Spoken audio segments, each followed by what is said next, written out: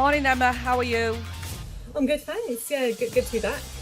Good. Yeah. So this is the second time that we've spoke for the podcast. We wanted to do an update, didn't we, around the campaign that Sam Billingham has done about mandatory training for social workers on coercive control. I think it is a massive issue, as I know you do as well.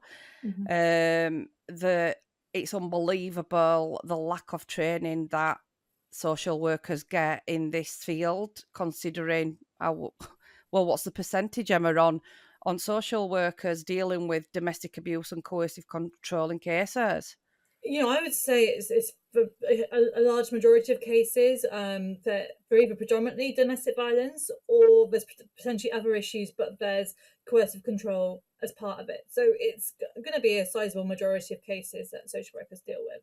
Yeah, and is it 1 to 20 hours that they get through their Um, training? so there's a lot of variation in course structure. I guess I'm quite unusual now. I've got an insight into different social work degrees in that I transferred from one course to another. So I in that process, I contacted various institutions, learnt about their course structure to try and find a good match. So yeah, there's variation at different universities, some variation in terms of devolution. So for example, England and Wales, there's different legislation in relation to social care. So differences in course structure due to that. But there's not like a set rule that you have to do a certain number of hours. It's there's a lot of variation. Having said that, when I was doing my social work training, it was at the time I was actually part of a consultation on coercive control as a social work student. I mean that's rare. I'd probably be one of the only social work students at the time that did that. I just did that off my own initiative. I wanted to be part of it. I wanted to have that insight. But yeah, even since the legislation was introduced later that same year, I didn't really notice any change in curriculum. And having worked in various different settings within social care since then, I've not really seen social workers being particularly familiar with coercive control. Sadly, too often I'll hear a social worker say, "Oh, there's no violence," and we'll say, "Well, what about coercive control?" And they're like, "Well, we don't look at that." So the legislation's changed, but the attitudes haven't. The training hasn't. Is what I would say is the issue. Yeah, I But mean, I would say it needs to be not only included, but actually the centre of all training. I think that that first year of social work, it should be all about power dynamics. mm, That's what we should be training in. We should be looking. They already do some work around values and ethics. I think that's quite a standard module, but that really needs to be tied into power dynamics. Human rights are covered, but just to an extent. They'll be like, "This is the Human Rights Act." But we really need to look at how those things interplay, how values are acted upon, how power dynamics are recognised, and then how they impact an individual's human rights. I think the topic of human rights is going to become more prevalent. I think mm, later this month there's going yeah. to a government level that's going to be looked into, because currently there are huge human rights abuses happening in social work. Sadly, predominantly it's because power dynamics aren't recognised, and as a result of that, too often social workers will contribute to the oppression and abuse people are experiencing because they're not understanding what's really going on. It could be they're taking things at face value. It could be other factors that come into play is that although legislation very clearly says that the child's well-being is paramount, too often that's combined with, a father, we have to promote paternal involvement.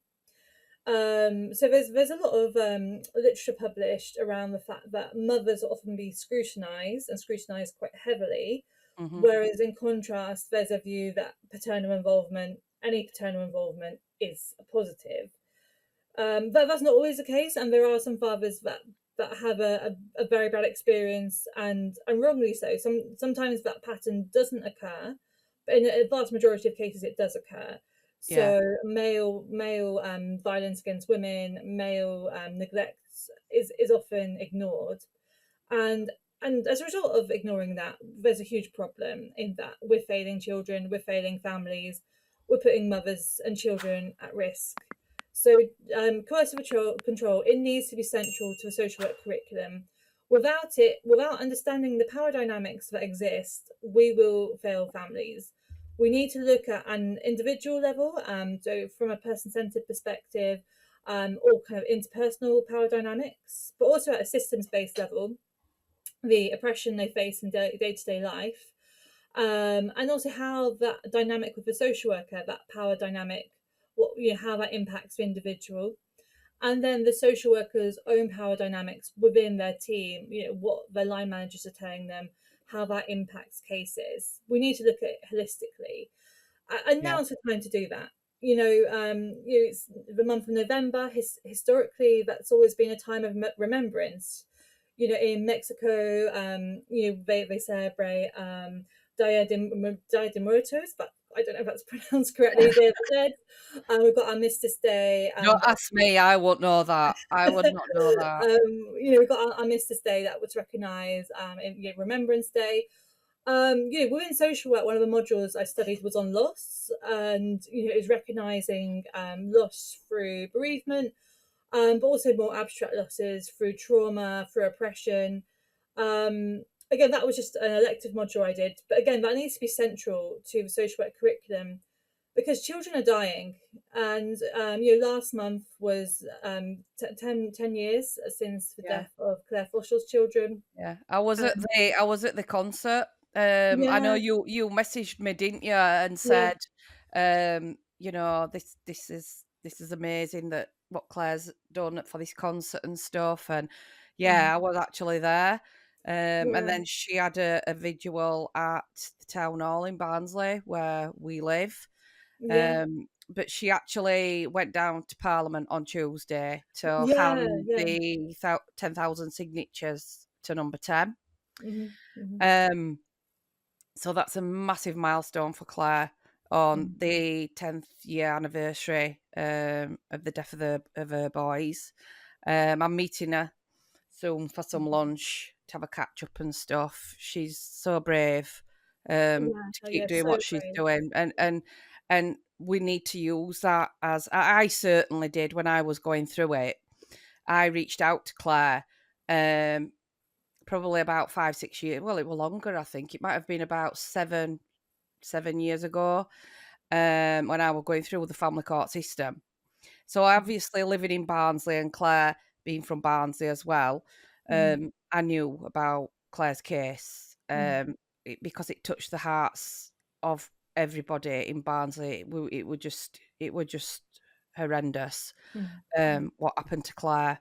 And mhm, that podcast is on the YouTube channel, on Spotify, and Apple Play, where people can watch that. I think it's episode 5, something like that, um, where it does go into more. You know, she tells her story mhm, as it is, and you know, it's quite. If they don't take that as a serious lessons to be learnt, then I don't know what they're gonna, because there are so many mhm, failings within that. And I actually used um, Claire's case as a case study while I was going through it, because I mhm, was, mhm, you know, saying my children are not going to go somewhere where I feel they are not safe. mhm, You cannot send my children. You know, I've got a son that's screaming, saying he doesn't want to go. Um, you're saying that he has to go. You know that he's not safe to go. You know, but it were just, and I did say, have you not learnt anything from Claire's case at all? And I do believe that it did kind of prick up the social workers' ears at the time, you mhm, know. mhm, But yeah, it you know, they do need to start learning, because things mhm. that Claire discloses is still happening to this day. Exactly, and you know, it's 2 years since the harm report where 19 children died, two mums died. Yeah. I think that act of remembrance, actually, that should be the first lecture of any social work degree. It should be in remembrance of children that have died, mothers that have died. Jack and Paul, we need to remember them. We need to, I did my social work training in Yorkshire.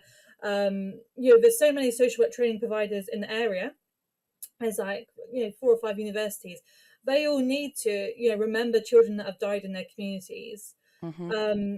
I think that's the starting point. I think so often when things happen, there's this defensiveness in the media from social work, and you can see why people will do that. But I think there needs to be a humility, and I think there needs to be a professional humility with it. So there needs to be your social workers need to say mistakes have been made, and that's happened too often. Like, in recent years, there's children that have died, but also the social work profession. If you look at the longer history, sadly, it has been linked to oppressive practice, things like mum and baby homes, that whole kind of practice of not really hearing the voices of mums, not always supporting children to stay with their families. I think social work exists in the context of like the historical influences and the current like social influences. So things like misogyny, wider social inequalities, they have an impact. So I think that to start with, to be like, okay, things have gone wrong in the past. Getting social workers to reflect and remember, but also instilling that sense of activism, like you can be the change, you can make a difference. So yeah, when I was training, I started off training in Wales. I was, I started as I meant to go on. I was unafraid to sort of challenge bad practice. Mm-hmm. I was told, this is the way things are done. We want people to follow the instructions of local authority. We're not wanting people with ideas. And as we know, that kind of worked against you, didn't it? Yeah, yeah, yeah. So I then left the course in Wales to do the course in Yorkshire. The training I found was much, much better. There was definitely an ethos of Mm-hmm. anti-oppressive practice. That was definitely what we were taught. That we had to evidence in essays how we would implement values, how we'd uphold human rights, how we'd be anti-oppressive. But then in practice, you wouldn't always see that. And I No. think I think that's true. Where I've since worked in education and training roles, I've worked with social care workers, also healthcare. I even had some student police officers do some training with me. I remember particularly a student police officer saying, the training was amazing, but then I went and spoke to my senior officer, and he said that's not what we were going to be doing. So she had all these great ideas, all this passion, Yeah. like how they're gonna, And that's often the yeah. thing, isn't it? Because it ultimately we seem to want to blame the ones that are on the ground. Mm. And I'm not by any means making excuses for some social workers' failings. I'm not, because we both know that, that some of the even the mannerisms are atrocious. But what I will say is that, they are only going off what their service managers and above are sort of telling them to do, or they're not managing them properly. Um, I think that, I just want to touch upon, we have something called a family group conference Mm. in Barnsley. And I think that it would work quite well. So the idea behind that is to prevent it getting to family court. So to Mm. try and mediate in a building where you've got mum and dad in separate rooms, and it's to try and mediate between the two before it gets to that. Um, Sometimes I think it can be successful, but then I think that what they don't recognise is that it's pointless putting that scenario in place where there is domestic abuse presence. Yeah, yeah, definitely. So I've seen it work in different contexts. I think sadly, largely, it's not an appropriate model. So especially in domestic violence. I think so. Even years ago, when I was doing my social work training, we were told if there's abuse, not to do mediation. And I think that's very sound advice, and I'm Yeah. surprised that years on that it's still happening. Yeah. So if I've seen family, well, I've not been directly present, but I've known mums that have experienced family group conferences in the context of domestic violence, and it's been a way of the abuser continuing that abuse. They will dominate. Too often, the abuser will bring to the group conference people that are strongly aligned with him. Yeah, yeah, and Um, they're allowed to, aren't they? They're allowed to yeah, bring any member of their family, friend into that group conference. I just want to say that, and that yeah, is so intimidating. On definitely. top of what they've already endured, let's bring the tribe of probably flying monkeys in, shall we? Yeah, yeah, it is that. So that flying monkeys, that concept. So particularly when the abuse is coupled with that kind of narcissistic personality. I think all social workers need a really in-depth training on Mm, narcissistic personalities because sadly, I've seen too often the worst abuse, the most extreme abuse. It's these abusers that actually come off the best, and I've seen some of the kindest, most caring mums. Narcissists will often like target people that are conscientious, that are caring. Um, they will abuse the mums, destroy them through the family court. And I've met some of the kindest and best mums like completely lose their children. There's been a full transfer of residence. In a family group conference, it can be like almost like a mob mentality, I would say. So sometimes mums may have experienced like childhood adversity. They may not have had the most supportive families, and then they've experienced abuse subsequently.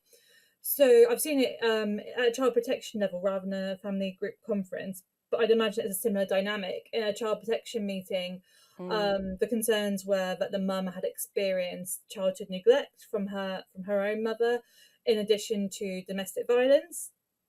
But the child protection meeting was focused on the mum. yeah. Her abusive mum and her abusive ex-partner were really putting her down in the meeting, and I was just a student at the time, but I was like, this isn't right. Hmm. We need to support her to get away from the abuse she's experienced. Yeah. But the attitude that was present was like, oh, no, we need to involve the wider family. But Yeah. that made no sense. I think there's some rare instances where a family group conference would work, but I think that's a minority of cases. I also think that, do you know, like the involvement with some of these family support workers, Mm, some some of them are really good, but then mm. I've seen, I've seen family support workers that are literally have no clue whatsoever. Yeah, yeah, And I've actually seen it where they have almost been intimidating and bullying to the point yeah. where they have done a supervised visit and asked the Mm, mum um, to make sure she takes photos of the dates of food that she's providing in the packed lunch that she's fetching.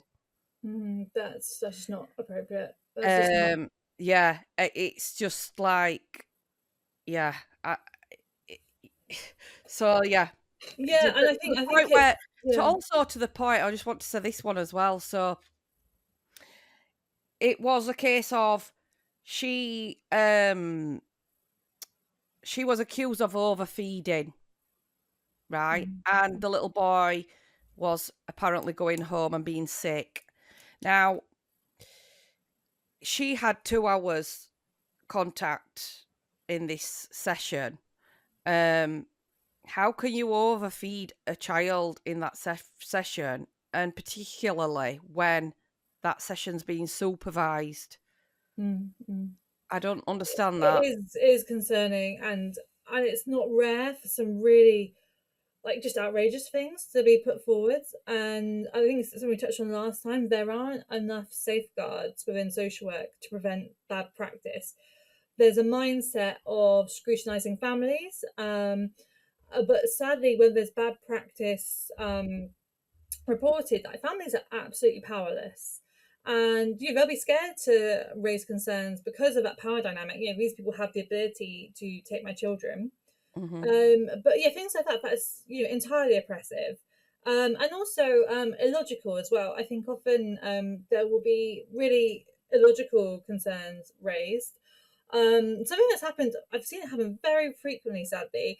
A social worker will come round and the child might be eating a packet of crisps or eating a bar of chocolate. And then they'll say, well, all I've ever seen mum feed them is a bar of Yes. chocolate. Yes, yes, That yes. happens so often. I know, I know. Um, You know I mean, what? Yeah, it yeah. does. And the thing is as well, then she's blamed for not knowing nutritional values of food. So she'll have to go on a Mm, course because she don't know that.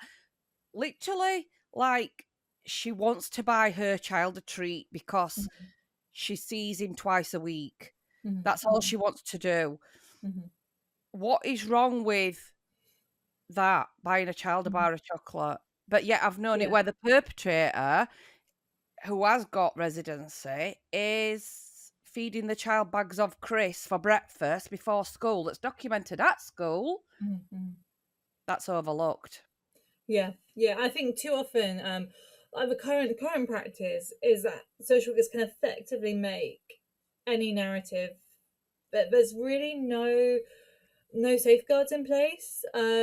So I don't presenting, think there's any safeguards in place anywhere across the board, Emma, to be yeah, fair. yeah, yeah. So there's not protection from malpractice, and then yeah, there can be huge risks presented by perpetrators that is absolutely ignored.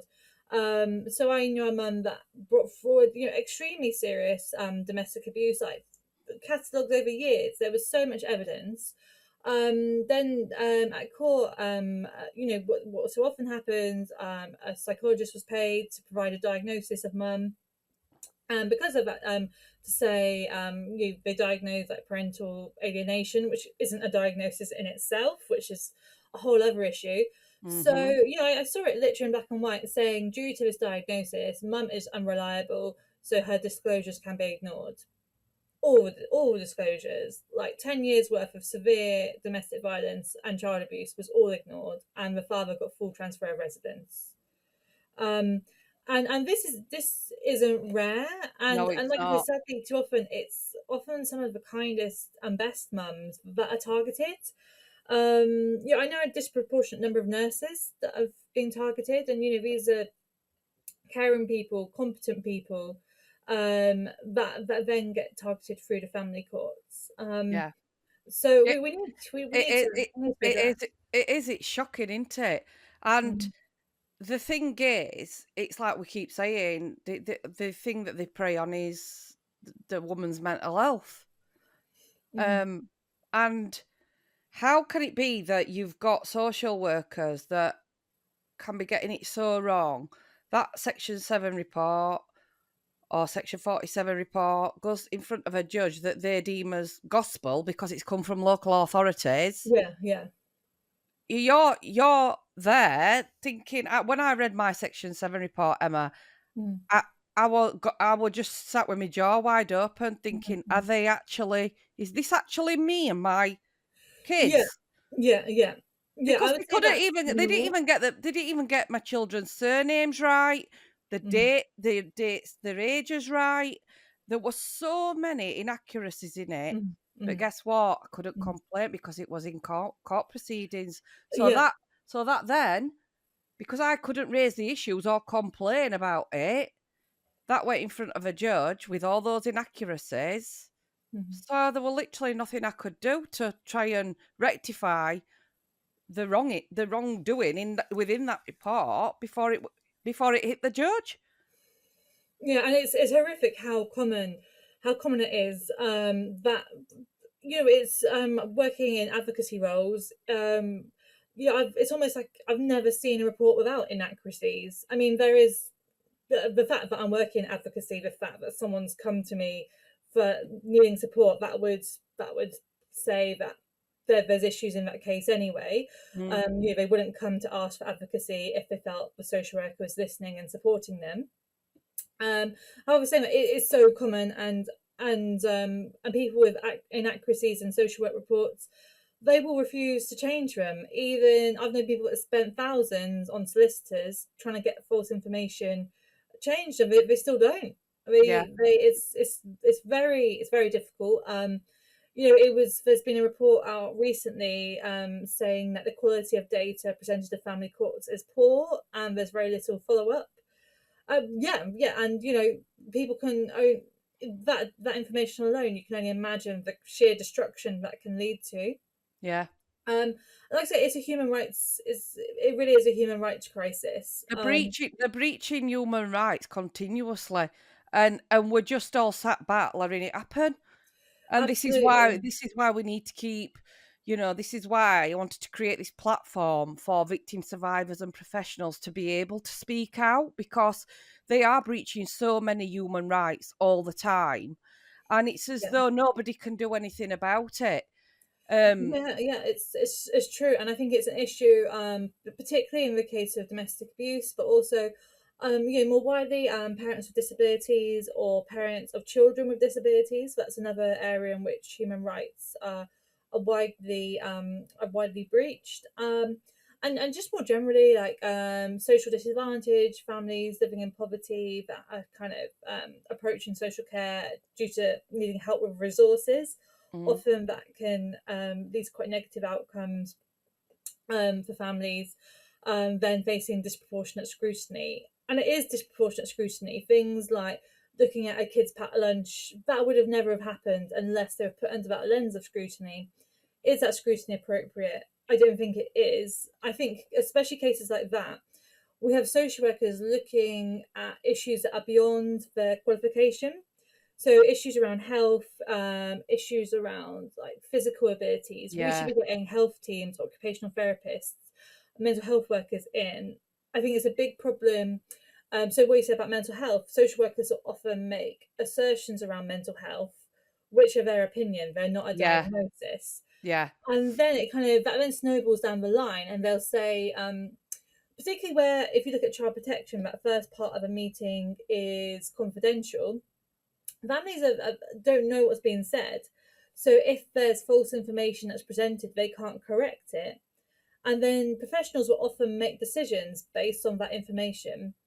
And I've known parents that have just been sat there quite confused, like the professionals at a meeting will be talking about something, and they'll be like, I don't understand what you're saying. That can then be twisted at, oh, what would you struggle with cognition? And it's like, no, you're making reference to some diagnosis. I've never been diagnosed. What's going on? yeah. And sadly, I think in day to day language, we do use mental health phrases quite commonly. We'll say, oh, they're a bit OCD, she's anxious, she's being a bit paranoid. And sometimes those casual phrases can be very powerful and really what enormously taken Well, out of context. it sticks, doesn't it? So Yeah. even just saying it, it's like, oh yeah, she's got OCD, so she must be, neurotic, or and that's how it snowballs then. So that mention of it, and other professionals wrote that down somewhere or typed that Mhm. down somewhere, and then that's it. It's in a file.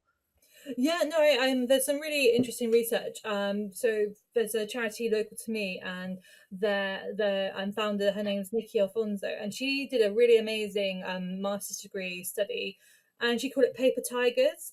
So sometimes there'll be something inaccurate written in the notes, and if a social worker's being tasked with, you've got to get this outcome, like a casual phrase that's been written can really go wildly out of control.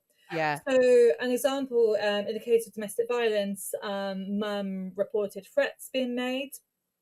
Sadly, a worker recorded, I think she's being a bit paranoid. That immediately turned it into a mental health case. They're like, oh, well, she's got these paranoid delusions. It's like, no, no, she actually has reported threats. Evidence has been presented. That's not paranoia. That's poor practice on the part of the worker that presented an oppressive opinion. yeah. Yeah, in social work, sadly, they'll often look for opinion, which isn't necessarily a bad thing. You can learn a lot from opinion. You shouldn't take an opinion as face value. For example, if someone presents a very negative opinion about someone, that could be, like you say, the flying monkeys effect. So to describe that, if people aren't familiar with that term, an abuser will often get others to align with his narrative. Abusers will often have disproportionate power, so they may be someone influential in the community, they may be particularly affluent. There's lots of reasons why an abuser is very, very able to influence others.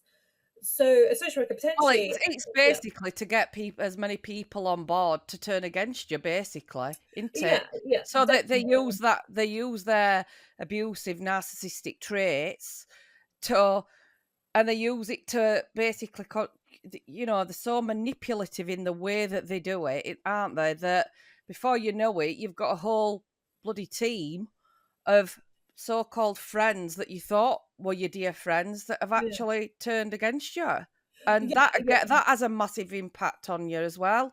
I mean, yeah, the member of my own family that I haven't spoke to for since it happened, basically, that that was something else for me to deal with, because mm, how could she do that? My own flesh and blood, definitely, how could she believe this man that has done what he's done? And I lost her. So it's like a mm, grieving process, isn't it? Because I'd lost mm, her, mm, and I've lost her for good, because certain things happened there where they were unforgivable. Because mm, ultimately, I do believe that she should have believed me ultimately, because, yeah, you know, the signs are there, and I'm hoping to mm, God that one day she kind of realizes that. But sometimes things have gone too far and the wound's too deep to to yeah, yeah, to yeah, heal. So, definitely. Definitely, and I think sadly too often in like I'm so sorry you experienced that, and I think but he did what he set out to do, Emma, mhm, there, yeah, yeah, because at the end of the day, he knew that that would hurt me mhm, really deeply, and yeah, that is what their mission is to destroy. yeah, But not only that, this he would also slag her off mhm, to wind me up, and I would sort of protect that and go, "No, you're not talking about her like that. That's yeah, my da da da da," yeah, you yeah, know. But then on the outskirts, he's yeah, like, and that is the level they'll go to. That is the amount mm, of it's two-facedness that, and the people that they get in that control don't see mhm. beyond that, do they? Yeah, no, it's I think it's always really helpful to use a word like targets of abuse rather than victims of abuse, because it is really targeted, and it's not just for direct abuse. It'll be either wider abuse by they can impact every aspect of someone's life by kind of isolating them, by destroying any opportunities, by Friendships, relationships, any which yeah, way they can to destroy you. That is exactly, their ultimate goal, to destroy you one way or another, isn't it? And definitely, that is where these professionals need to be recognising this, because mm, they're enabling that, and they're enabling exactly. that control and abuse to Mhm. continue with the flying monkeys that are around them, that they've got Yeah. in their control as well. Yeah, definitely. And I think far too often social workers will play into the abuser's narrative, whether consciously or not. So they'll see the impact of abuse, like, oh, she's experienced financial abuse. The social worker might be like, oh, she's not good with money. He sabotaged her job, but like, she's unemployed. These kind of things are too often used against mums. But I think that especially where they get opinions of family members, I think that's very, it's not irrelevant, but I think to take that at face value is extremely it's dangerous, and Mm. it can be damaging as well. So, like an example, I know someone, she said to them, speak to anyone in my family, but don't speak to this one person because they're quite vulnerable in themselves and they're very influenced by the perpetrator. In this context, the only person the social worker spoke to is the one person they told them not to speak to. They were asked quite leading questions, and inadvertently they were quite negative about their relative, um, because where they're quite vulnerable, they were given that position of power, and they were quite influenced by the abuser too. So this vulnerable person's narrative is the only opinion that the social worker presented, despite the fact there was multiple family members phoning the social worker, writing to the social worker saying, look, mum's a victim, listen to us. They were ignored, and actually that Dava approach was, they said, oh well, these other relatives, the mums probably influenced them. It was they're really just, it's a very basic level of understanding, would have understood those power dynamics. I think that the Davo is a classic, like, it's so obvious when that is used that Mm. that stands out like a mile, doesn't it, who the perpetrator is? Yeah. Because the minute that the victim discloses anything that's happened to her, they will automatically throw that back and say, "Well, I'm reporting this because she did this to me." Um, Mm. but quite interestingly, that might have been the situation where something did happen afterwards, but that is because she's retaliated because she can't Mm. take any more Mm. of that abuse. But Yeah. they just see it as, well, they're both as bad as each other. It's a toxic relationship. Mm. Um, my ex-husband actually said, you know, it's a we had a toxic relationship, and it was seemed to be that everything he said was gospel, and everything that had happened to Mm. me was all in my head, kind of thing. Yeah, and that's very common. Again, like so often, male perpetrators, everything they said is gospel, like the women is disregarded, and I think You literally, as a woman, yeah. you have to literally jump through hoops, don't you? Mm. You have to go on the training courses, parenting courses. We've to jump through hoops. They go so far back with all his medical records, Mm. his previous history, whether we were abused as children. Oh, she Mm. must be like this because she grew up in a household that was abusive. All this information seems to be gathered around the mother, doesn't it? And Yeah, it yeah. seems to be very, very little information that's disclosed about the other party. Yeah, and I think the wider public, if they knew how cases were dealt with, they would be shocked. I think we're at the stage where it's similar to the ducking stool and the witchcraft trials, It is. because the fact that a woman that speaks about abuse, it's routine that there'll be some kind of psychiatric assessment of her. I think the wider public would be absolutely horrified to Yeah. know that. Yeah. I didn't like it because and I think that where it comes back to social work education. As a social work student, I was concerned by the sort of the very gendered approach to cases, and I felt that the attitudes were often quite misogynistic. But it was only so it was maybe about 5 years after I graduated, I happened to get some funding to do research into human rights and social work. I'd seen a very similar project within maternity care, and I think the topic of human rights and maternity care has just gone a long way recently. So I'm very hopeful that hopefully in coming months that topic of human rights and social work will really gain traction.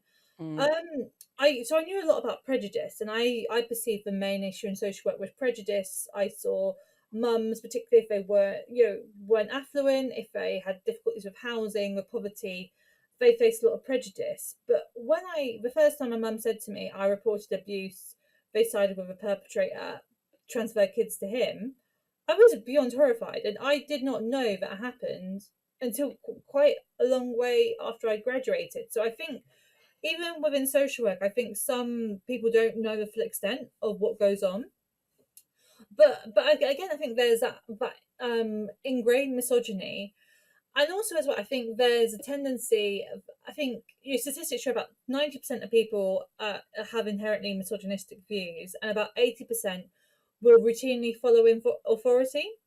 So I think that as a society, we don't always question authority, and I think that's maybe what happens is that, sadly, in areas like child protection, you get most commonly the newly qualified social workers, the agency workers, social workers that have had their visa sponsored to come to UK. It's a very kind of transient, poorly qualified field. On the whole, there are exceptions. Mm. So you've got a workforce that are not likely to question what's going on.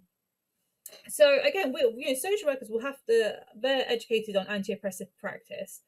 The fact that if a woman's historically faced abuse, that will be used against her is appalling. Mm. I've heard cases where women have previously reported sexual assault, and that's been used against them, saying, "Oh, Yeah. you're probably oversensitive about men." Any and all medical history can be used against them. And again, I find that appalling because, like I said previously, I studied medicine Yeah. before going to social work.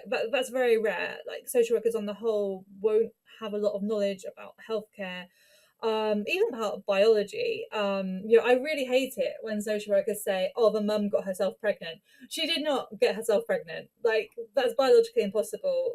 She potentially some mums may have gone down, might have gone through donor insemination.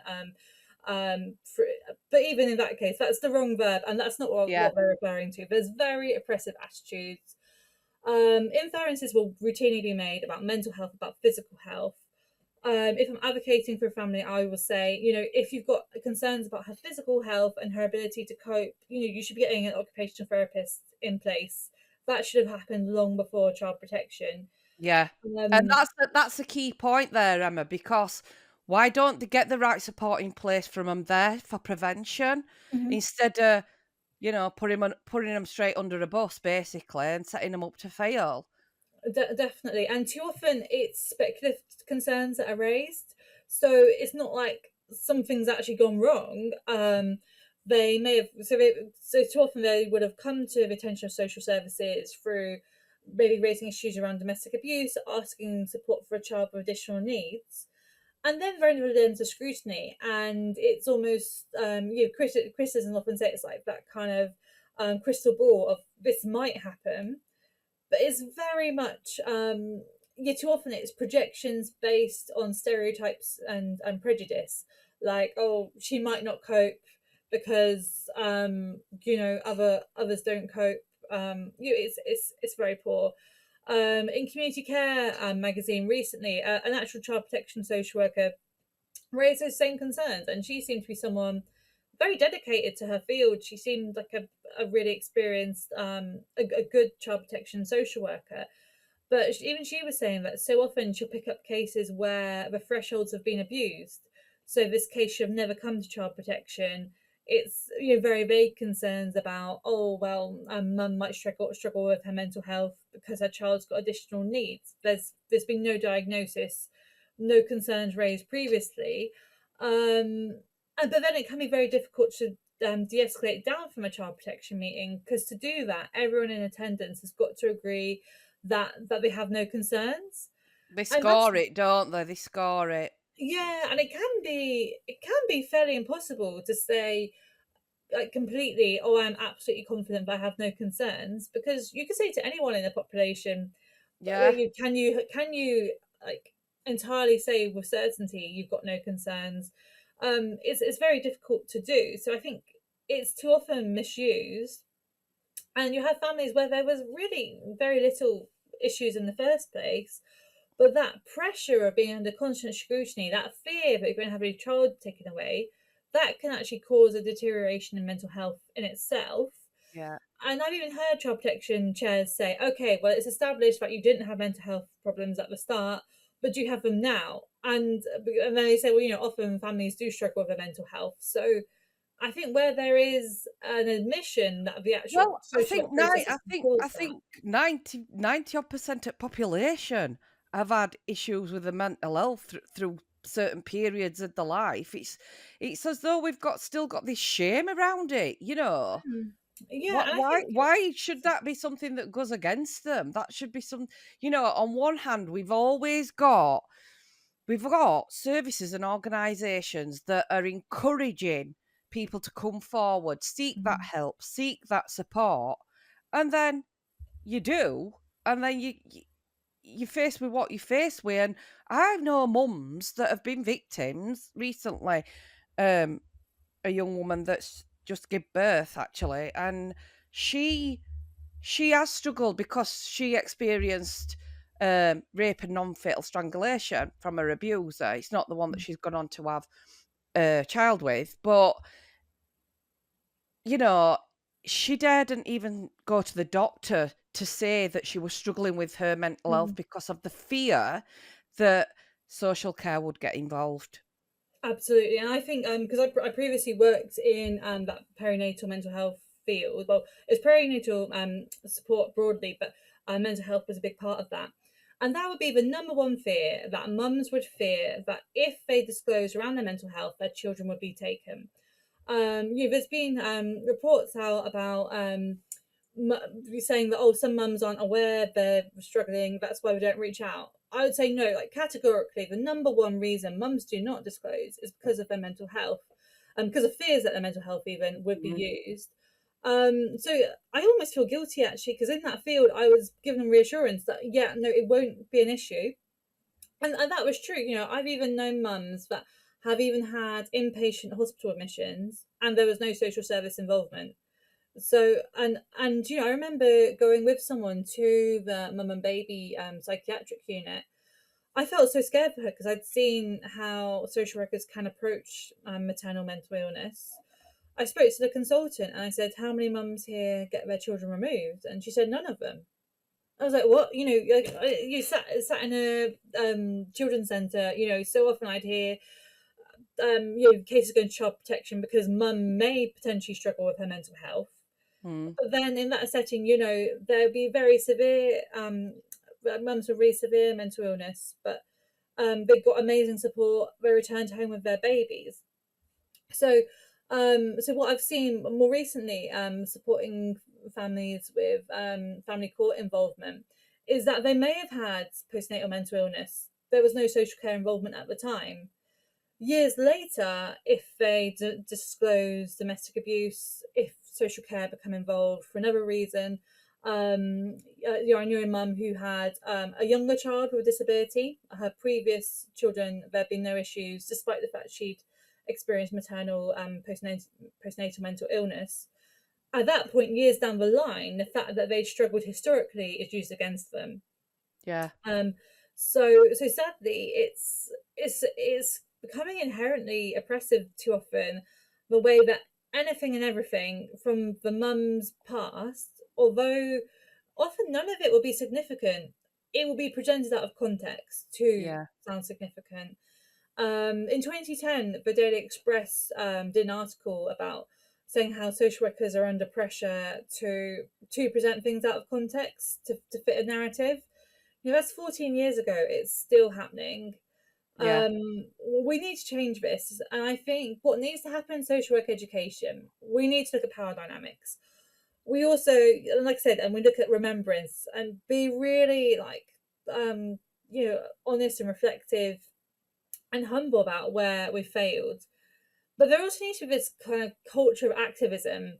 We need to get social workers. A lot of people do come into social work with that passion to change Yeah. things. Yeah. Sadly, not many of them stay. Like out of the people I train with, a small handful are still working. Compared to say a friend of mine that's an occupational therapist, they're due to retire soon, and most of their cohort they train with are still occupational therapists. Yeah. They're similar roles. One's they're helping people in a not a wildly dissimilar way, but I think where there's that big aspect of scrutiny with social work, that dynamic can then be very different to Yeah. the occupational therapy, which is more therapeutic.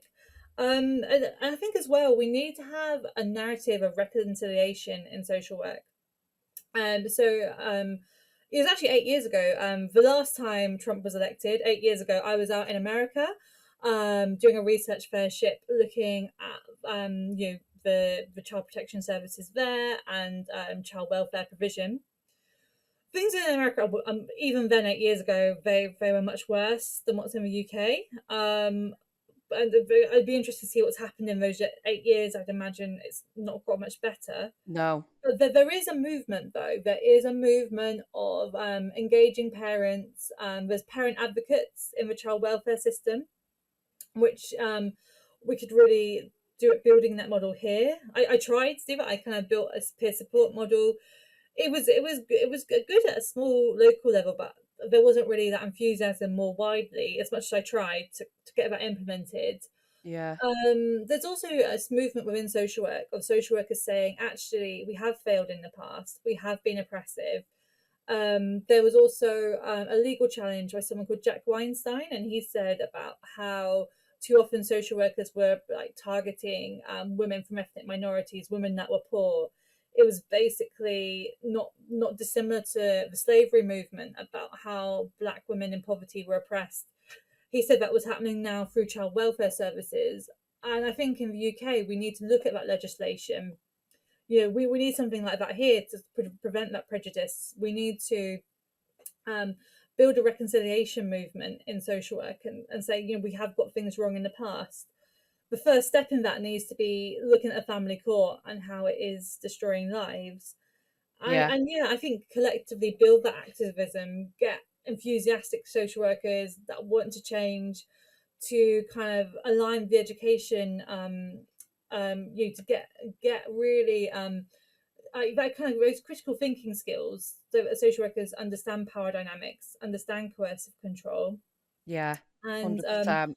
yeah, I think we can do it. You know, we need more impetus to get the brightest and best in social work compared to other fields. You know, we don't have the same opportunities for, say, research, for innovation. Like compared to healthcare, there's so much more there for like Yeah, following graduation for workers to get involved with, to pursue their interests.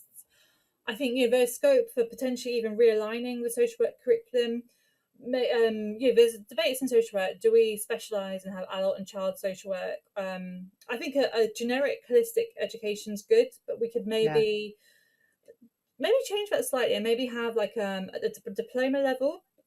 So all social workers do a diploma level, and some could maybe exit at that point. So currently we have so social work assistants, family support workers, doing roles that really social workers should do. So I would argue we should have a generic qualification. You know, children become adults. Adults were previously children.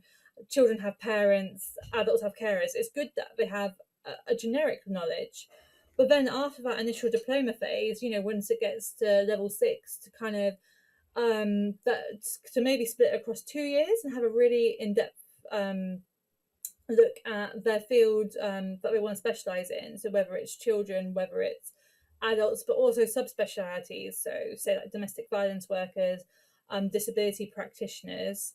I think that we need to, as much as it's good to have a broad overview within social work, we need to do more to specialize, more to get expertise, and for people to really thoroughly understand, from an academic perspective, their area, and also for them to get a really diverse placement experience, because some social workers will only do 2 placements. They're quite long placements, but if you're working in an area where they don't have the best practice, it might not be massively failing, but it might not be ideal.